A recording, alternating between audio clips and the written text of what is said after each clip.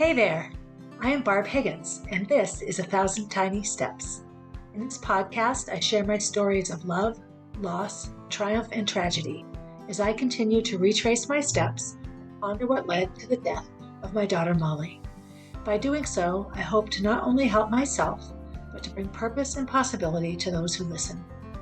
If you are ready to laugh, cry, shake your head in disbelief, then tie, buckle, face up, or slip on your shoes and join me as we begin our 1,000 Tiny Steps. Hey everybody, Barb Higgins here, welcoming you to episode 160 of 1,000 Tiny Steps, 160. I am in a really foul mood. And I'm starting this off because it's another way the universe kind of gives me real life learning to go along with what I'm attempting to share with all of you. So today's step 12, right? Wrapping it up, we've completed the 12 steps. Yay, right? That's how we should be feeling, all excited and happy. And the reality is, in the life of the average alcoholic, they go through the steps numerous times. Sometimes you repeat steps before you go to the next step. Sometimes you start all over before you finish. Working the steps isn't this logical little staircase of 12 steps, each 12 inches high, leading to the second level. Not at all. And actually, what step 12 teaches us is that it's a lifestyle choice. It's a way of living. It's something that you eventually do without thinking about it. It becomes who you are. It's late August right now. No, it's mid-August right now. And you're listening to this episode on, I believe, September 24th, right around there. That's what it is today. So that's over a month away. So hopefully by the time you're actually listening to this, I'm in a better mood. So in this whole process, I know not all my listeners are alcoholics. And so not all my listeners believe in God. Not all my listeners have ever heard of the 12 steps or of Richard Rohr. Not all of my listeners are Christian or religious even. In doing this podcast season 9 of the 12 Steps of Alcoholics Anonymous, I've tried to, substitute out different words for God, different words for alcoholism or alcoholic, so that what we're experiencing together is just living a life in recovery, recovery from whatever we need to recover from. Step 12, having had a spiritual awakening, as the result of these steps, we tried to carry this message to alcoholics and to practice these principles in all our affairs. The 12th step is acknowledging that after we have this spiritual awakening, because we put the work in, we share everything that we've learned with alcoholics, other alcoholics that could benefit from our experience, strength, and hope. And we practice the principles that we're sharing in our everyday life. I've been very honest that I've struggled with alcohol my entire life. I'm just an addictive person. I had some big drug issues after Molly's death, which I've also talked about and shared. I'm addictive by nature. And it's funny because I look at Gracie and I looked at Molly and I look at Jack and I see similar little earmarks, little red flags of addictive behavior. Jack loves these yogurt popsicles. And the other day we had 3 boxes of them. There's 4 per box. So that's 12 of them. And he ate all of them in one day, 12 popsicles. Now, he also ate a corn toastie and had a peanut butter sandwich and he had noodles and French fries and applesauce and all, pouches, all the other things that he eats, because our rule is you can't just eat yogurt pops all day. But the bottom line is, at the end of the day, he'd eaten 12 of them. Not healthy. These are a healthier version of a popsicle, but still, Jack needs more than Yasso bars in his life. Shout out to Yasso. When we don't have them in the house and he opens the fridge 50 times to make sure there's none in there, he's okay and he happily eats other things. If we don't have them in the house for a few days, he stops thinking about them constantly. When he knows they're here, he can't get them out of his mind. And so I get such flashbacks to some of my drug use in the weeks after, in months and years after Molly died. If I knew Doug had drugs, I couldn't get it out of my head. It's all I thought about. And I had to get there. I had to go over there. I had to get there. It's all I could think about. When we would, in that very same time period, if we went on vacation, we went to Hawaii for 2 weeks, went to Disney several times. I didn't even think about it. I didn't think about any of the drugs that Doug offered because I wasn't in a place to get them. And even if he had them, what could I do about it? I was hundreds of miles away. It was amazing to me how quickly it shut off. I've often called myself a lucky addict because I can quit relatively easily. I've never gone into rehab. I have 7 years of sobriety, and then I have about 5 years of sobriety with Molly and Gracie's pregnancies and nursing and all this. I can put it together. So the good thing is I can quit easily. The bad thing is I can quit easily, which gives me the message that I don't really have a problem. And so I've gone back to consuming alcohol in my life many, many times. I can safely say that the drug addiction has put such a fear in me that I do not believe I would ever pick up a drug again. It terrifies me. And I stay away from people and places that would put me in a bad position. And I do things like talk about the 12 steps on my podcast to keep my head in the right place. My editor is just back from vacation. Jace, I hope you had the best vacation ever. And so I'm recording all of these episodes way ahead of time. So by the time you're hearing this, I will have recorded it over a month ago. The beauty in this is that I work them as they're released. So I now have had from the day I recorded it, August 16th, to today, September 23rd, to reread and ponder and answer questions and organize blogs and do Facebook Lives on the steps. And I am going to need it based on today. This week has been a hectic week. We had our yard all finished. So there's been mayhem with the yard. The grass is seeded. So we have no yard at all really now. It's all dirt again. No place to really run and play, which is fine. We have things coming up. Gracie leaves for Disney in 2 weeks. We have all this upheaval coming up. This past week, I've recorded 4 podcast episodes, which is amazing for me.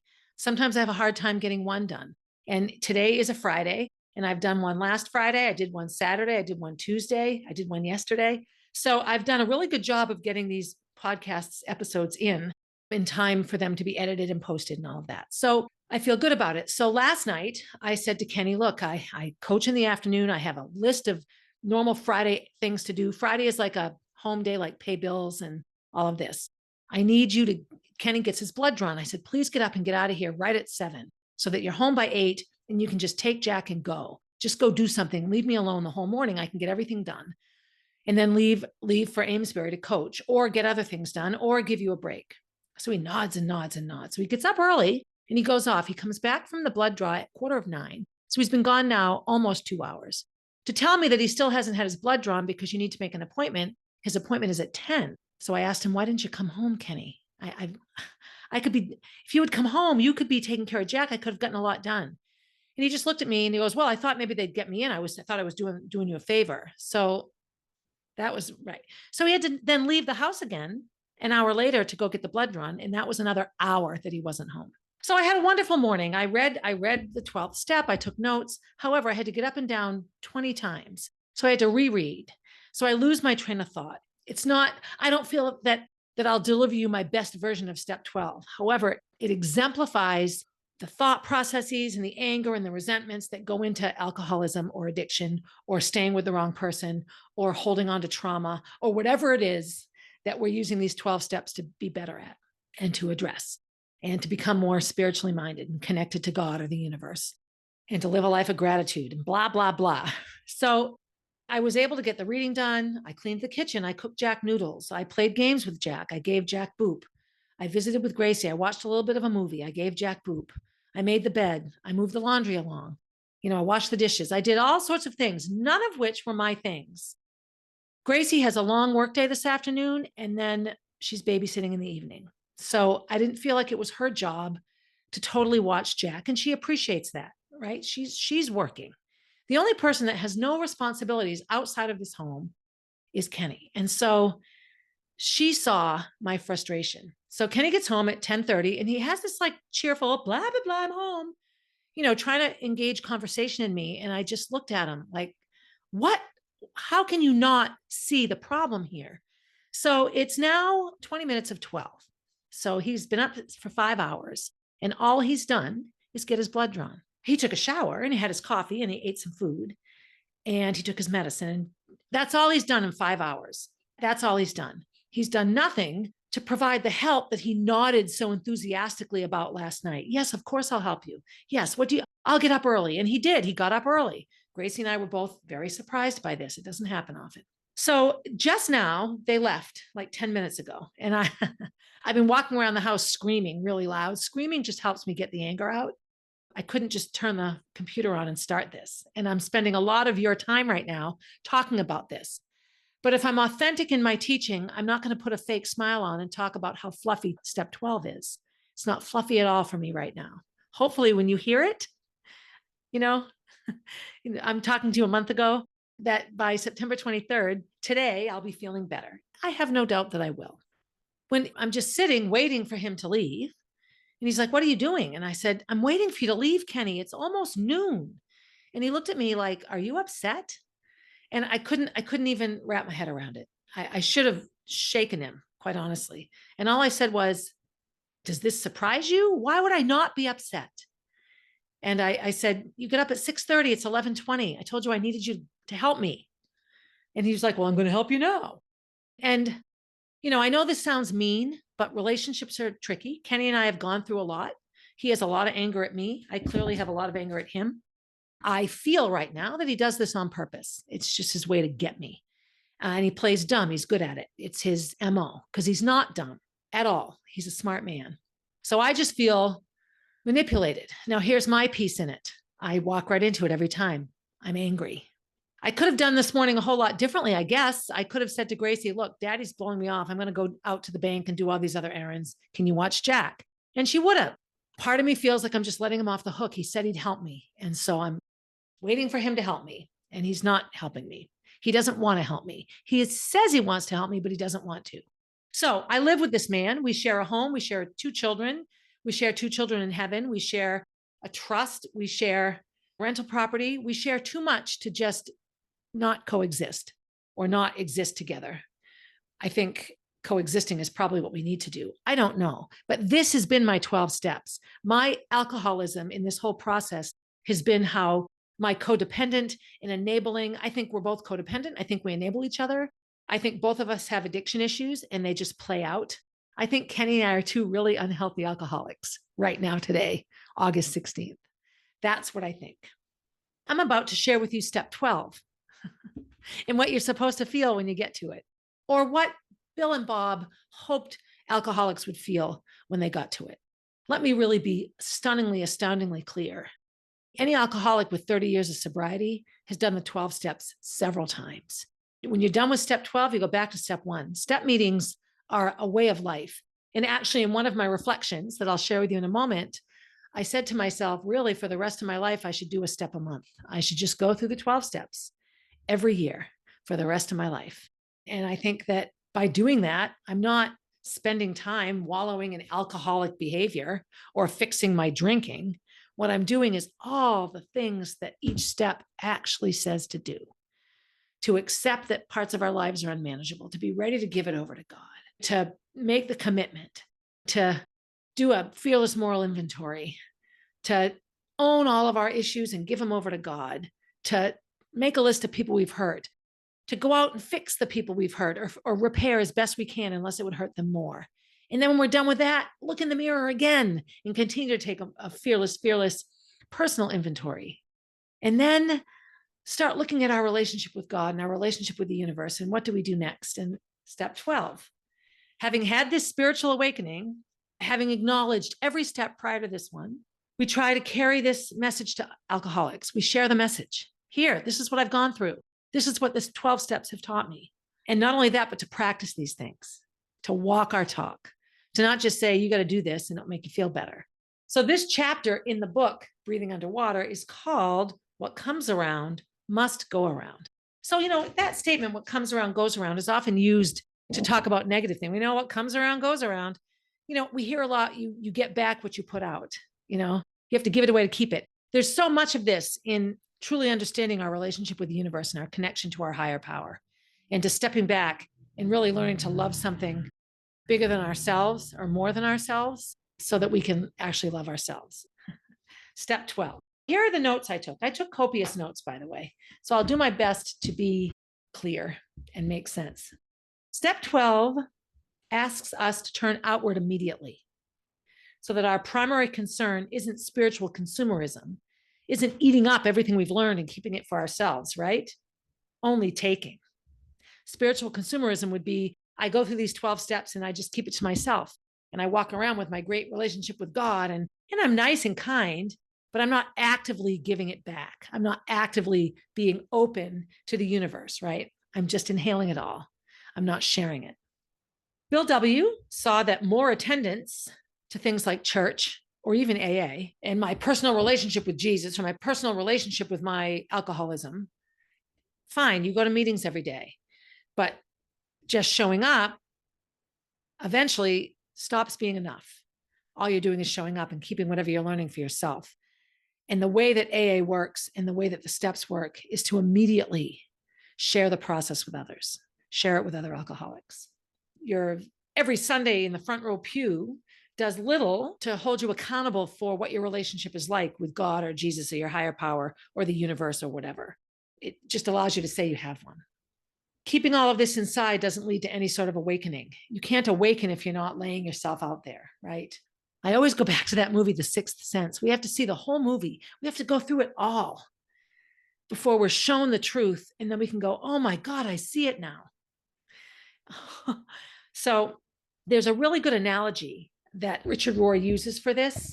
And I've used it before. I've talked about how I want to change myself. And all I do is move the furniture around in my room. I don't ever clean the room. Oh, I'll put the bed here. That'll be better. Oh no, I'll put it over here. That'll be better. Rather than, why don't I get rid of all the junk and leave the bed where it is? So here's the example that Richard Rohr uses around giving it back, being open right away, that you don't take it in to keep it. You have to give it back right away. Until people's basic egocentricity is radically exposed, and that's what alcoholics are told to do to themselves, peel your skin off, and revealed for what it is, and foundationally redirected, much religion, or any spiritual teaching that's structured that way with dogma, becomes occupied with rearranging deck chairs on a Titanic cruise ship, sailing alongside other isolated passengers, each maintaining their own personal programs for happiness while the whole ship is sinking. I picture it. I picture all these people, on a cruise ship that's a spiritual awakening cruise ship, and everyone takes their notes and listens in headphones to the teachers and the messengers giving the message. They don't get together and share it. They just sit there, and they're all fixing themselves while the community that is them, the ship, is sinking. It reminds me of when Richard talked about when he worked in the prisons and that the religious groups in the prisons would become adversarial with one another. Oh, look, we had 10 prisoners come to the Catholic Mass today. Only 3 went to the Methodist one, right? It becomes this competition on who's right. No. If you're all together, putting all that aside and simply sharing what you're realizing as you look inside yourself, it removes that. And that's what step 12 is. You've done all this work. You're not going to walk around all full of yourself with a t-shirt that says, I did the 12 steps. You don't wear that t-shirt at all. Bill Plotkin, who's a famous psychiatrist of some sort, says that we, humankind, live in a patho-adolescent culture. A patho-adolescent culture. Pathologically teenagers. When you think of teenagers, you think of foolish choices and risk-taking. You think of hating your parents and hating society and a lot of disrespect. A lot of religions look at the teen years as the years where you let your kids go do stupid things because that's how they learn their reality and their truth. It's funny because Baha'u'llah, the founder of the Baha'i faith, has often said to followers and in his writings that humankind is in its adolescence, that it has to go through drastic change to figure itself out. And so I look at so much of the politics and the issues around gender and don't tell me who I am and insisting that each group insisting that they're right and that everyone should accept them because they feel they're right. It's crazy, but it's like when I think back to my teaching years, it's like a middle school cafeteria with each table insisting it's the table to sit at. AA states this unequivocally. AA says our troubles are of our own making. They arise out of ourselves. And the alcoholic is an extreme example of this selfish riot of self-will. So not greedy, selfish, just looking at the whole world through your eyes. I see it this way, the world according to Barb, right? It's the mood I'm in today. I want the whole house to go the way I say. The 12 steps starts with requiring the performing of service. In the 12th step, it says you share it with other alcoholics. It says that before it says you live this in your everyday life. The first thing it says is you share it. Having had the spiritual awakening, you share it. And then you live it. And of course, living it is the greatest way to share it. So those two are sort of like egg, chicken, egg thing. We must serve others. It is not an option. Service cannot be something we do when we finally get it all together. Oh, once you're spiritually enlightened, then you can serve. Oh, hell no. No, no, no. You serve when you're a hot mess. You help someone else while you need help yourself. We learn it by giving it away. Service leads to spiritual transformation. Spiritual gifts increase by using them. Material gifts decrease in value. They wear out. Somebody gives you a shirt and you wear it every day, and eventually it's tattered, right? Falls apart. You give someone love, and every day you practice the love, and they give the love to others, and they share the love, and it just gets bigger and bigger and bigger. So, step 12, carrying this message to alcoholics. The more people that get the message, even if they don't hear it right away, the more sharing of the message, the more love and the more qualities of the message travel to other alcoholics. And you know right here that this explanation gets away from the drink to the mouth, right? So many people think alcoholism is just the drinking.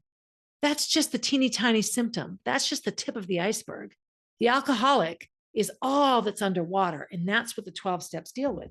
My dance of blame and control and anger and manipulation, whatever it is around Kenny and helping me, never changes because I play into it. I play my musical notes in the song that is Barb and Kenny as much as he plays his. It goes into tradition 11, which is an interesting, I've shared the traditions throughout this whole podcast because I feel that to really understand AA and the 12 steps, you need to understand AA. And the 12 traditions really speak to how AA maintains its integrity as a place for alcoholics to heal. And it doesn't become this big, giant, judgmental thing. It's no different than it was when it was founded. Bigger, but no different. So tradition 11, our public relations policy is based on attraction rather than promotion. And that struck me, that you attract people by what you say and how you behave and the message you send and how you interact. You attract people with these things. You don't say, come to AA and let us fix you. That's not what it is. We don't promote it. Alcoholics are anonymous. You can walk in a mall or down a busy street and you could pass 50 people that go to AA regularly and not know it.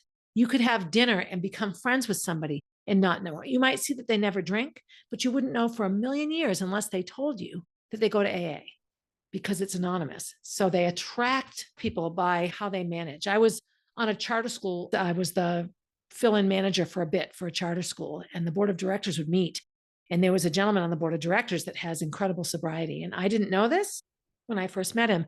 But as I listened to him navigate the challenges of the charter school and navigate how we should treat one another, I was amazed at just how solid he was and how loving is the wrong word, but because I didn't feel mushy about it, but he really just exhibited such open-heartedness and such vision.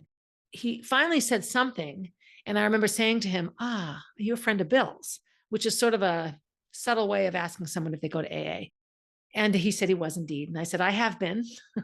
We're just acquaintances now, which was my way of saying, I'm not really practicing sobriety at the moment. We have had amazing conversations since then. And he's somebody that reaches out and supports me when I need it.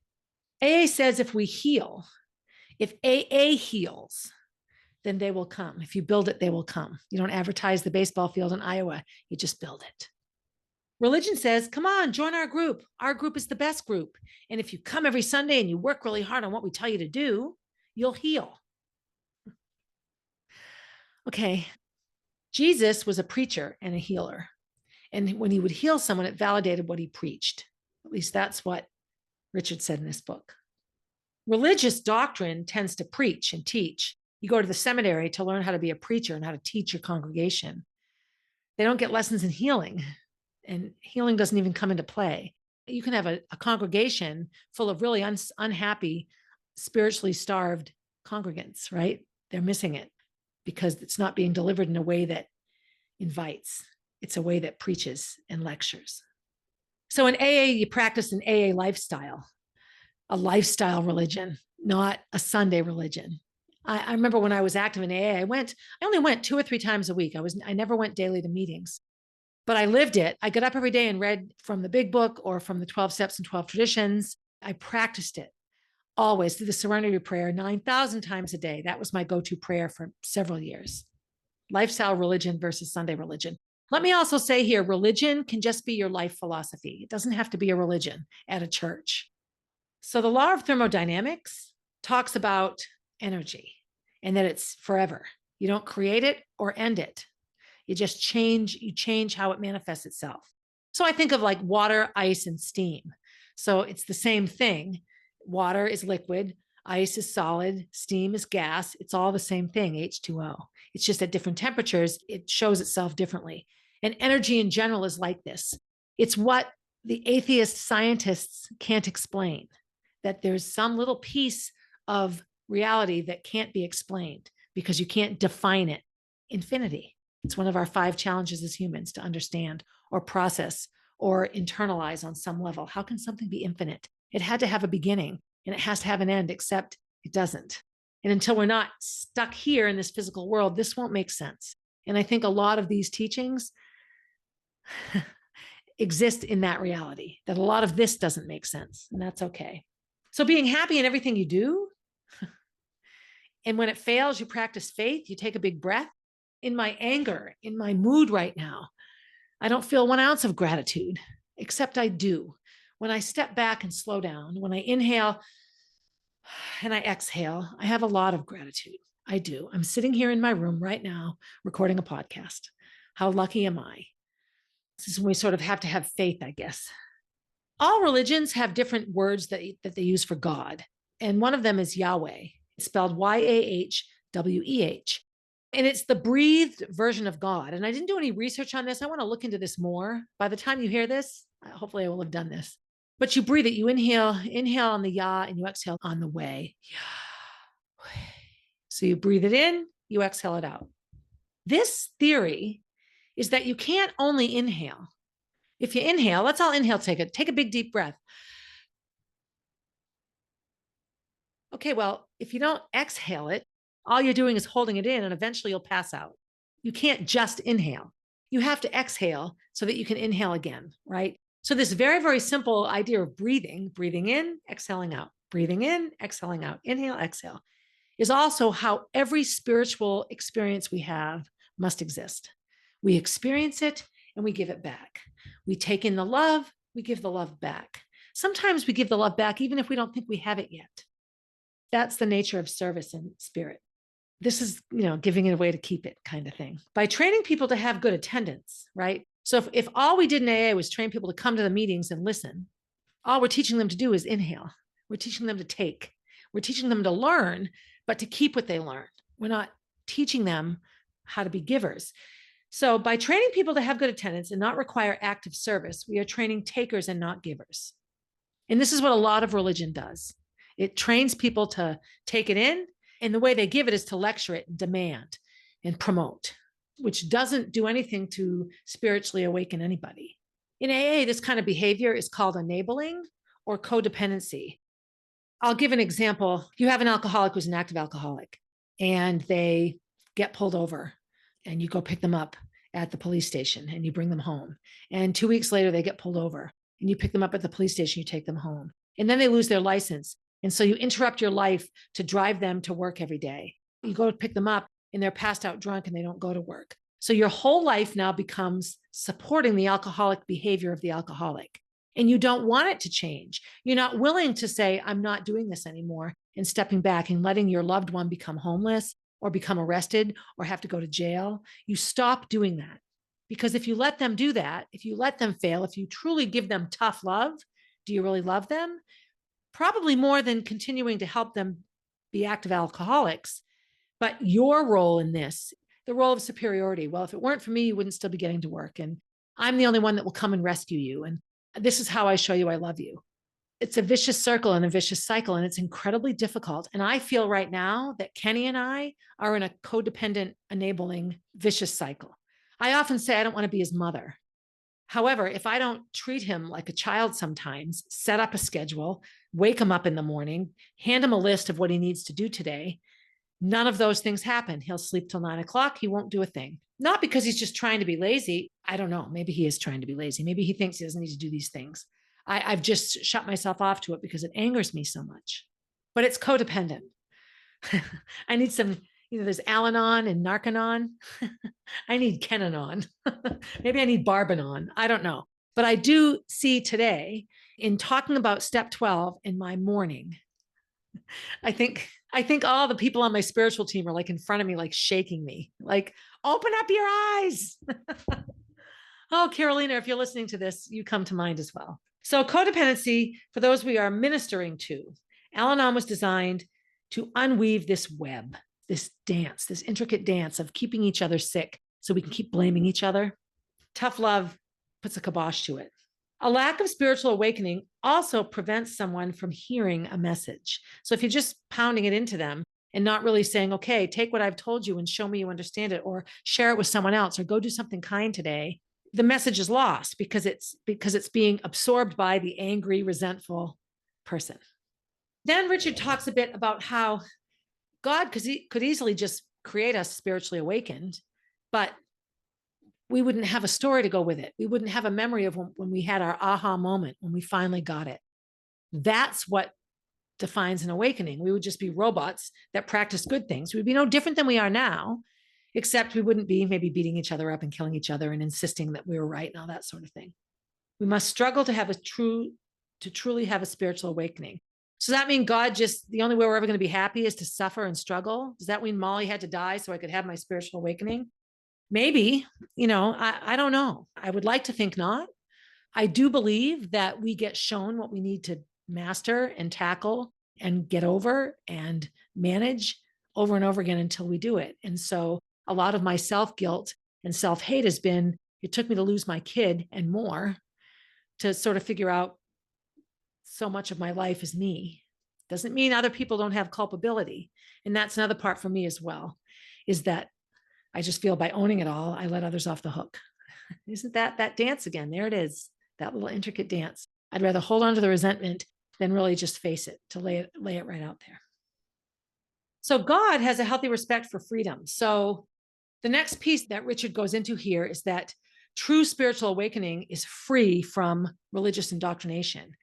So God respects freedom. No one gets a free pass, right? We're free will. He gives it to us so we can stumble and fall and figure it out. He doesn't stop people from doing horrible things. He didn't stop my father from molesting me. He didn't stop Molly from dying. He didn't stop those doctors from ignoring her. He didn't. It's not really his job to pick and choose who to save and who not to save, right? We have free will to make our decisions. We learn nothing if our problems are solved for us. Positive spirituality equals this: God is free and we are free. So God is free from the confines of religious doctrine. To truly see God, we have to see him as we understand him. We have to let it go, everything we've been taught, and open our hearts and feel the love of the universe come in. We have to feel whatever it is for us. By doing this, by freeing ourselves to accept God this way, we accept that God is also free from those things. So everything gets unbound. A good spirituality achieves two huge things simultaneously. It keeps God absolutely free, not bound by any of our formulas. And it keeps us utterly free ourselves and not forced or constrained by any circumstances whatsoever, even human laws, sin, limitations, failure, or tragedy. We let all of it go. I let go of it all. Molly's death, Roy, every bad mistake I made, every drug I took with Doug, all of it. I free myself from it. Right? We free ourselves from all the things that constrain us, and we let God be free from religion and all the things that constrain how we perceive him, it, the universe, her. Good religion keeps God free for people and keeps people free for God, which means religion stays out of it. And over history, religion has been a means of controlling populations. It's been politicized. It's a huge political tool in America right now, or forever. When these two great freedoms meet is when we have spiritual awakening. This is all step 12, having had the spiritual awakening. Okay. So we're also told that we have it in us, that certain people aren't chosen to have a spiritual awakening. Every single human has the ability to have a spiritual awakening of some sort. We all get our aha moments. This always brings me back to Dorothy in the Ruby Slippers. That movie, again, I mentioned it in the podcast episode I recorded yesterday, last week's, that she had the ability all along to understand that she wanted to go home and that she could get there. But she had to go through all these things, these physical in front of her face things, to get to the realization that she could do it. Bill W. says there is no long-time sobriety without a vital spiritual experience. And he's right, because the things that lead to drinking in the first place are all spiritual in nature. Alcoholism and drug abuse isn't having no willpower. It's not a moral failure. It's not being a bad person. It isn't. You can have 50 people get drunk and not all 50 become alcoholics. The ones that do are the ones that are missing a vital spiritual piece. And when I look at people in my life that have struggled with addiction, I see it. I see it. So spiritual experiences aren't like, aha, all at once, right? They happen over time. We fix our flaws. And the way that we fix them sometimes is by loving something bigger than ourselves. So lots of alcoholics think they're unchangeable. I can't do this. I'm a terrible person. I can't fix myself. They treat people badly. And you could say, well, do you treat your children that way? No, of course not. Well, because you love your children more than yourself. So you wouldn't treat somebody that you love more than yourself badly. So parents who treat their children badly don't love their children more than themselves. And that's another whole issue, which also can lead into addictive behavior.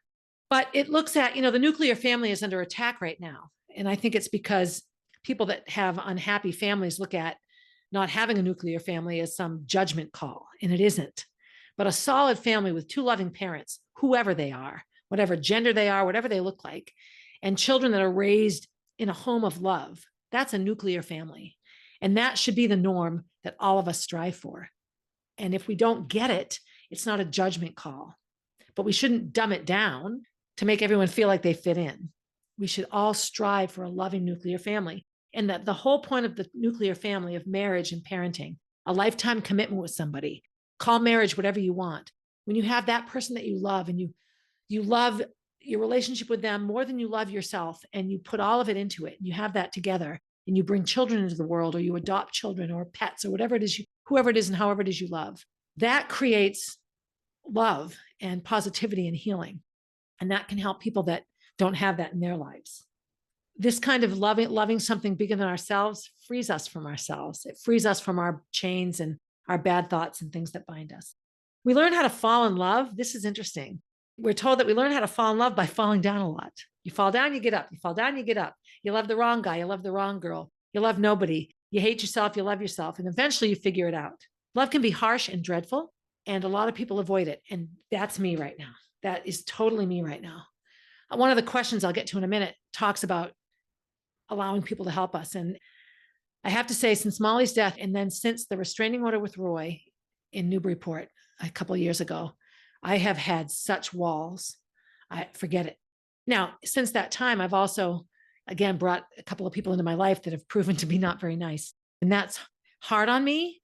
However, I feel like I've noticed it sooner, and I haven't gotten sucked in as deeply as I have in the past. So that's progress. But I was talking to somebody, was in a conversation. I'm like, I do not need to ever fall in love again. No, thank you. I'm done. I fall in love with Jack, fall in love with Gracie. I have a lifetime of love for Kenny, but in love, we avoid it. See, I need to start these steps over again, don't I? I'm the best teacher ever because I am so flawed. Flawed is my middle name. All right. So I talked about the fact that Alcoholics Anonymous will talk about addiction as a spiritual disease, a disease of the soul. And AA works well because it treats both. It doesn't just get you to stop drinking. Yes, it does. Fake it till you make it, get some sobriety under your belt. But what you need to do as soon as possible is work the steps, start the steps and work the steps. And oftentimes new alcoholics spend 6 months to a year in step one. It takes that long to just finally say, I'm all right, I'm done.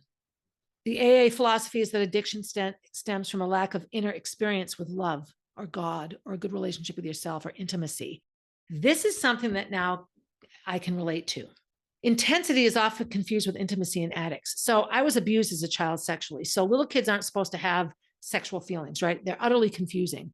And I remember at the time, if I was humiliated and felt disgusting and I was petrified and just wanted it all to stop and I just was terrified, but it didn't always hurt and it didn't always feel bad. And that was utterly confusing to me. Like, what the hell? I didn't even know my body was supposed to feel these things. And we're not supposed to.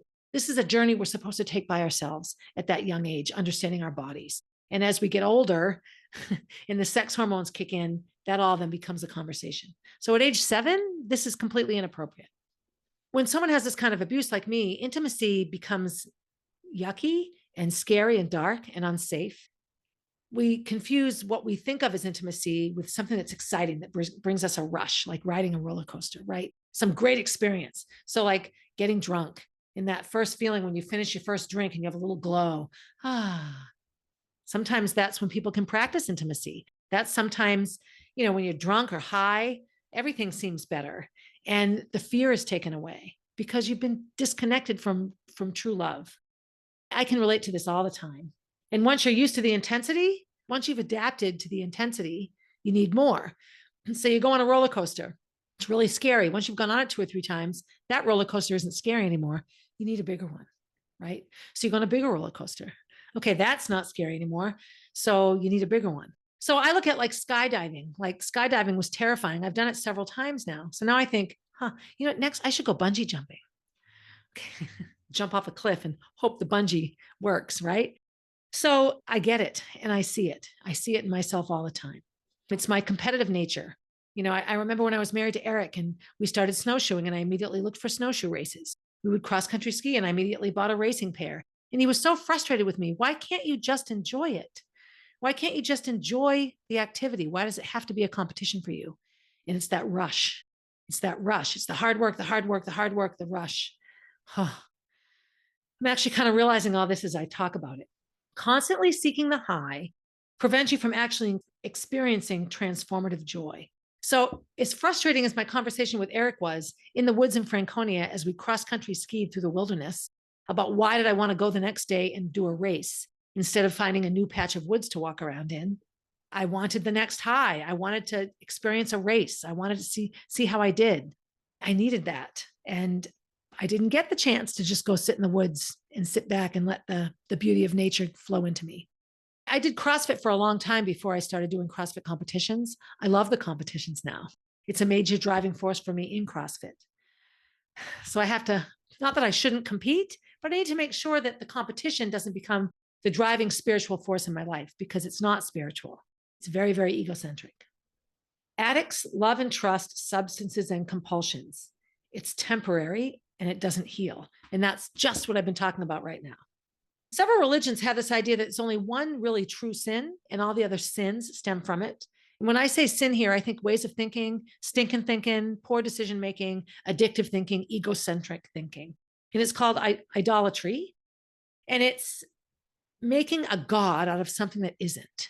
So, we were told we've been told all religions say don't worship false gods, but we do. We worship the Pope. Jesus said nothing about a pope. And my apologies to my Catholic friends. I'm not trying to discredit your religion. But as someone that wasn't brought up in that religion, I look at a lot of those things as godlike, and they're not supposed to be. We're just supposed to worship God. This is where the doctrines and the walls of religion can get in the way of spirituality and truly feeling God in your heart, or love, or universal energy, or whatever it is. So if you don't believe in God, so you don't have idols like that, sometimes the false idol is yourself. I don't need God. I know I'm right. I believe what I think. I'm just going to live my life the way I want. Okay. And hopefully the life you want is a good life that helps people. That would be a good thing. But again, it's all through your own eyes. So it's all that self-centeredness. It's not bigger than yourself. He summarizes the chapter by saying, ultimately, clear away all of the gobbledygook, all of the weeds, all of the dust, right? Clear off the mirrors or the windows. Everything that we need in the universe, we can have with every breath we take. We can breathe it in. We can breathe it in. We can breathe it out. We can take in love and exhale out love. We can breathe in hate and exhale out hate. Whatever you breathe in, you will turn around and breathe out. So the metaphor, breathing underwater, becomes really accurate here because one of our biggest fears, and I know this for me, my biggest fear of letting go, of truly letting go and seeking safety in my lack of control rather than wanting control. Because the more I try to control, the worse it gets. Today's a classic example. We think of those unknowns as unsafe. And any human knows that you can't open your mouth and breathe under actual water. But as a metaphor, it's incredibly accurate. So much of life we look at as water. And how do we breathe in water? So that's best avoided or floated upon or ignored or stayed away from, right? And so what happens is what we think will actually suffocate us, the water, might be the very thing that saves us. So I'm not saying jump into your swimming pool and breathe in the water. That would end very badly. But I am saying that sometimes, Barbara Jean, you need to sit back and look at what you think is awful, what you think is scary, and be open to the possibility that maybe that's the exact path that you need to take to reconciliation, to love, to peace, to whatever. In my own situation with how do I ask for help, and then when I don't get it, not be angry about it, I don't know. My initial thought is to start making a list, my little cognitive list about how I can fix Kenny and fix everything and make it work. I don't know. I think maybe I have to let it all go. So here's our little questions for chapter 12. What comes around must go around. Question 1. Father Richard writes, we do not truly comprehend any spiritual thing until we ourselves give it away. So it's breathing in, breathing out. Spiritual gifts increase only by using them, whereas material gifts can decrease by using them. How can you share what you've learned here with someone else? Well, so I'm doing it now. I'm laying myself open to you all in a way that I can't seem to do to myself, right? I'm just sharing my struggles. I'm reading the book. I'm sharing what I take from it. And I'm hoping that if you can stand to listen to me for 45 minutes or an hour, however long these take, that you'll pull something from it as well. And that if it's painful, what you pull from it, hearing what I pull from it will make you feel like you have company, right? So I find the best way to start sharing something is to walk the talk. Also by teaching with no expectation of another's transformation. Like my teaching doesn't depend on how you do. I teach regardless. We are judged by our actions as much as our words. A 10 years sober alcoholic sharing their story from a place of love and gratitude is far more effective than a class lecture that shares all the statistics. In my podcast, I simply share my experiences, strength, and hope. Next question. How is knowledge gained through experience more a part of you than something you've only heard from someone else? Duh. How has your sense of the spiritual life grown through the journal work you have done here? What have you learned from making mistakes and starting over and failing and getting up again? So, of course, as I read this to you, I haven't done a lot of the journal work because I will have done it this week. So listen to my lives because I'll answer some of these questions there. So what I put here was, my entire life has been experiencing trauma and then recovering.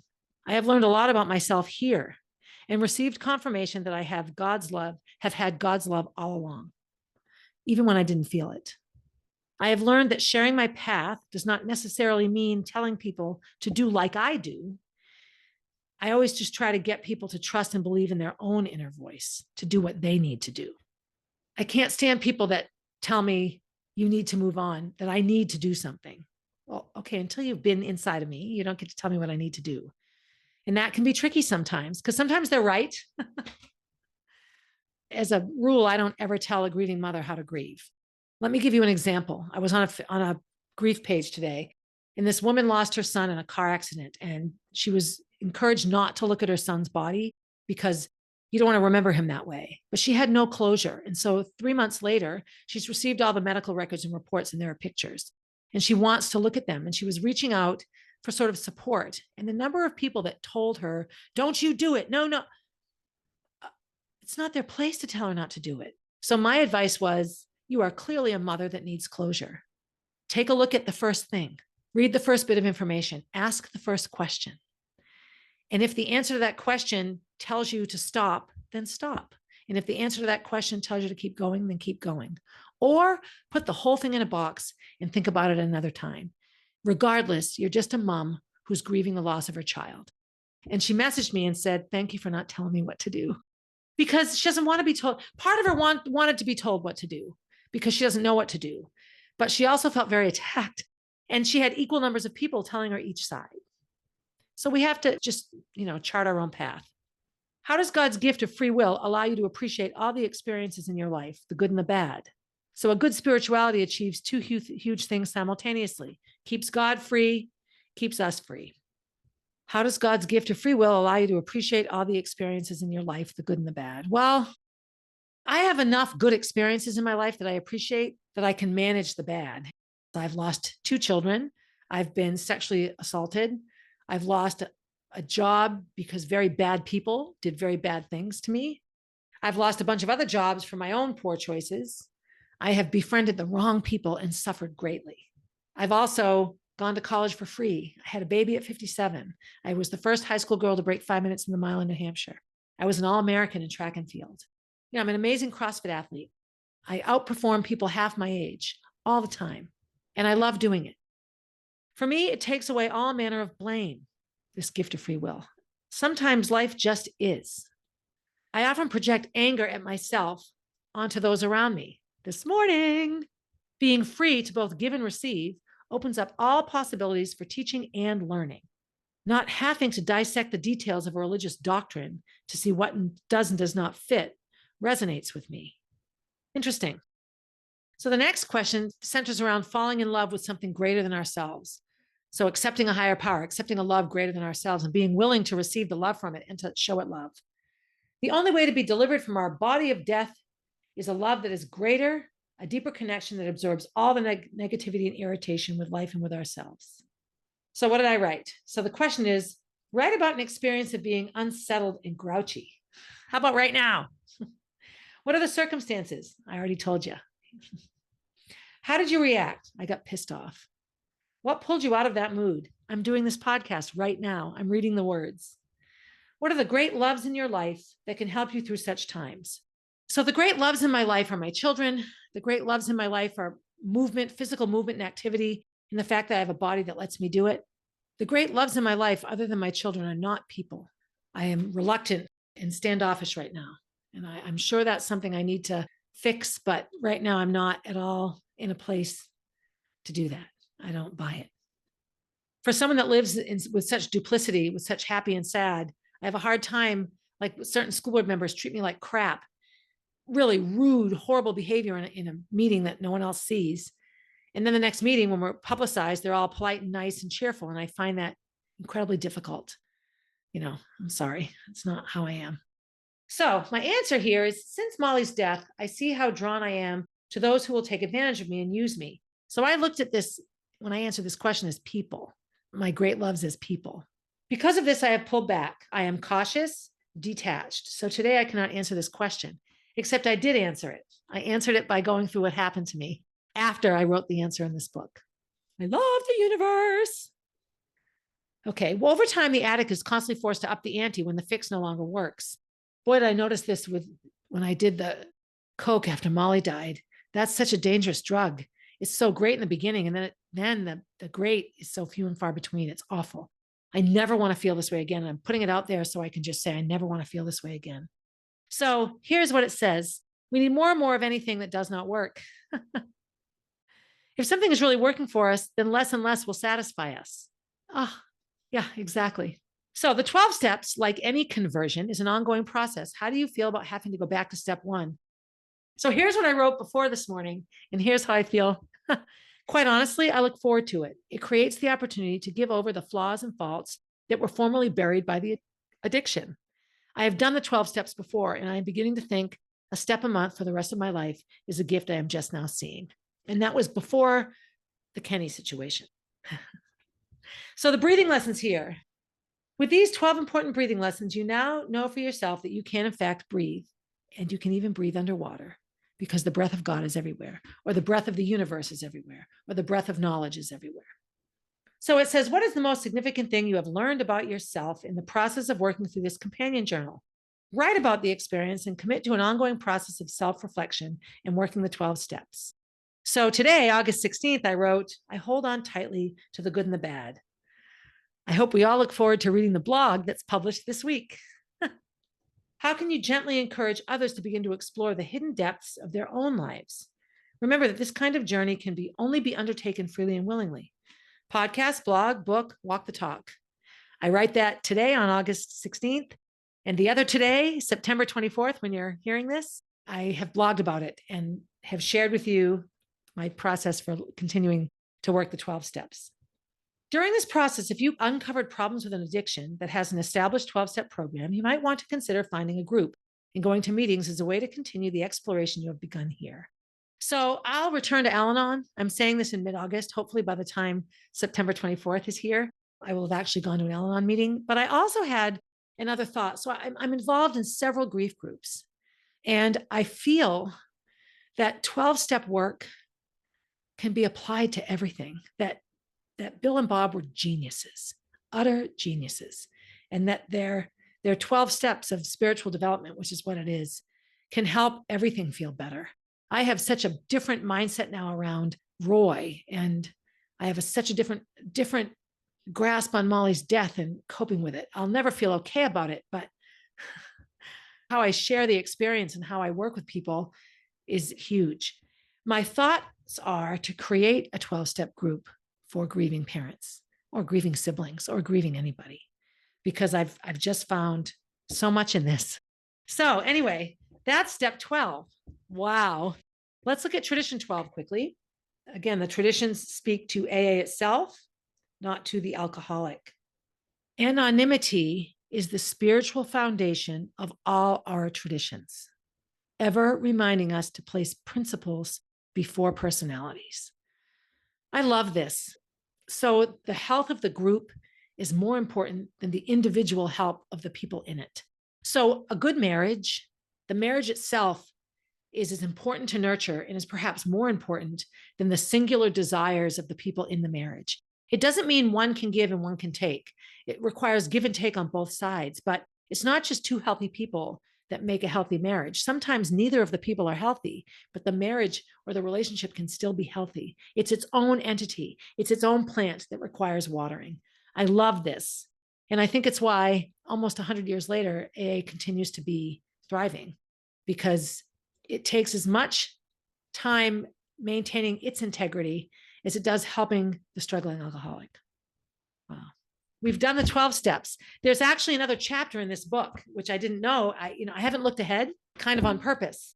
So next week, our episode will be about this next chapter, which is called An Unexpected Postscript.